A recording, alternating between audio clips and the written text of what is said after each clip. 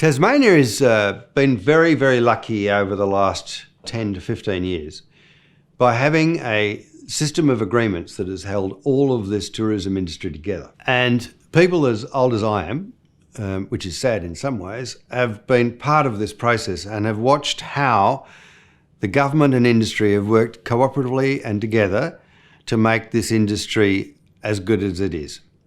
And there are three components of what holds the glue together for our industry. One is called Tourism 21, one is called Parks 21, and one is called the Protocol Agreement. Tourism 21 is an industry and government agreement about where the industry should be heading. We set goals together, we understand what our benchmark should be, what we should be measuring, we understand what are our best targets, and we do this collaboratively, and it is the envy of all other states in Australia, because nowhere else has the government and the industry shared together such a really good system of making joint decisions about our future.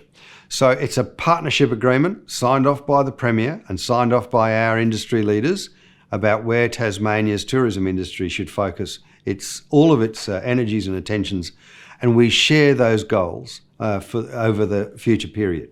And we've been doing this through iterations of Tourism 21 for the last 15 years, I think. So it's been a very good project. Second to that was Parks 21, because Tourism 21 was successful. And Parks 21 is again a management of commercial practices, licensing operations within parks. So if you want to run a kayaking operation in a river through a national park, that's absolutely fine. But there are agreed protocols and arrangements with a commercial operator so that they make sure that you hold the correct amount of insurance, that your training is up to speed, etc., that the customers are therefore safe and well looked after, and that we are providing the best experiences we possibly can. So again, we've got a really good system of managing commercial operations in parks through a system called Parks 21. Obviously, there are going to be times when the industry, we don't agree with what the Premier or the government is saying, and we want to go and beat them around the head. Similarly, they might want to talk to us about some recalcitrant operators, whatever it might be. But instead of going public or being angsty in the front pages of the paper or going to the news channels for that evening, we've arranged a system where we've got something called a protocol agreement, where it's basically a dispute mechanism, where the state government and the Tourism Industry Council can understand their differences in a moderated manner rather than just going outside of such a protocol agreement. So we've got two agreements, and Tourism 21, Parks 21, and we've got a protocol that arranges any disputes between those agreements. I now want to talk about how we try and develop a quality experience, because I mentioned earlier in our project this morning, 70% of the people that are coming to Tasmania have been here before, so presumably they liked it. And if they liked it, it means that we must be developing and delivering products that they are comfortable with, that they say, shit, I want to go and do that again. So how do we get better at what we do? What is quality leadership? What do we do to aspire to be a better destination than most? And is it just a Tasmanian thing to be different? This triangle shows the various elements that make up the quality tourism framework, the pinnacle of which is the Tourism Awards. And if you can win a tourism award, obviously it means that you stand out from amongst your peers as being the best in your group. The next level down is being a participant in the Tourism Conference, an annual event held in the north of the state for at least 400 to 500 operators and invited guests with national and international speakers, and a very, very good enterprise. There are quality tourism workshops being held all around the place, and there's tourism accreditation. Tourism accreditation being a system of accreditation going through various steps to make sure that we are guaranteeing a guest experience of a certain level. The Tasmanian Tourism Awards are a pinnacle of the Tourism Awards program for Australia because the winners from Tasmania become finalists on the Australian Tourism Awards. The winners are based on a nomination that you make, but also a site visit to make sure that what you are saying in your nomination form is actually done on the ground. The state winners' submission are rejudged by a completely different set of national judges when you go into the national awards if you're lucky enough to win a state award. The symbols of quality of Tasmanian tourism, you can see that there is a tourism quality logo for an accredited business, and then there's the Australian Tourism Data Warehouse. The Australian Tourism Data Warehouse is a bank of your information. And we'll come to this in a second about what the distribution systems are for Tasmania and how people can buy you. But it's like having a diary of all of your products, and the warehouse is a digital warehouse where all your information is stored. And if Tourism Australia, Tourism Tasmania, if Qantas, if a wholesaler from New Zealand, if someone wants to find you, they can just tap on that warehouse, look you up and find out all of your information.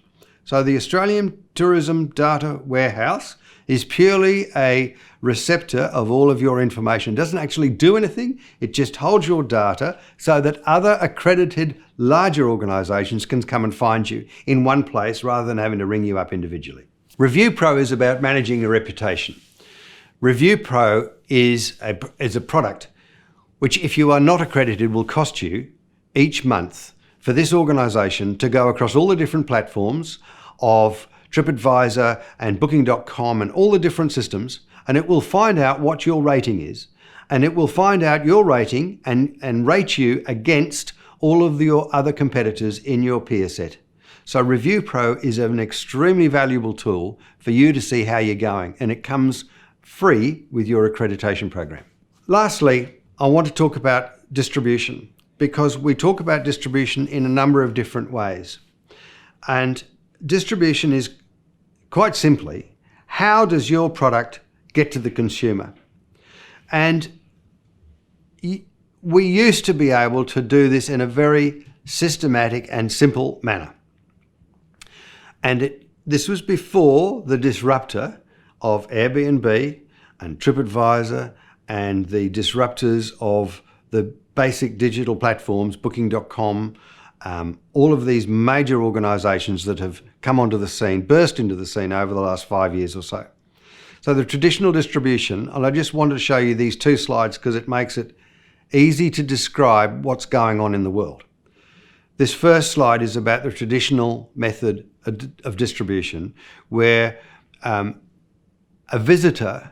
potential visitor, would be motivated to go and see a travel agent because they had either read about something in a woman's magazine or a travel magazine, or they'd read about it in the newspaper, or they'd seen an ad on television saying come to the Northern Territory. Whatever it was, they used to wander into their travel agent and say, excuse me, I've just seen something, I'd really like to find out about it. And the travel agent would have a brochure and they'd say, oh, there you go, look, we've got 4 weeks of this, 2 weeks of that, and they'd give you a brochure. The travel agent would put a comprehensive itinerary together and say, this is what you need to do. They'd sell it to you and you'd go away. At the back end of that, a wholesaler would come along to the travel agent and they would fulfill that and say, this is what we all need to do today. This is what Mr. and Mrs. Reid want to do for the next few weeks. The wholesaler would fulfill that and you would buy it, and then off you'd go for your holiday. End of story. This is what it looks like now. Slightly confused, to say the least. Because at the customer at the very bottom, you can go to a travel agent, but very, very few people do. In fact, the travel agents are actually most successful in selling cruise shipping. And sadly, their business is quietly not there for the moment. So we'll see how quickly that comes back. But as you can see from this convoluted chart, the customer can go to a travel agent if they wish to. Very few people do. They can go to Booking.com, which is at various channel managers, or they can go straight to the supplier. There are so many people in the middle nowadays that you can see it's a very complex issue. Thank you for being part of this. If you want any more information, I'm always happy to help, and I don't have much to do anymore, so you can always give me a call. My number's on the screen there, or you can email me if you want any further information. I've tried to present all of the different sources of the data through the slides, so I'm sure that you can go and do your own homework if you want to. I hope you found this useful, and thanks for being part of it. Cheers, I'm David.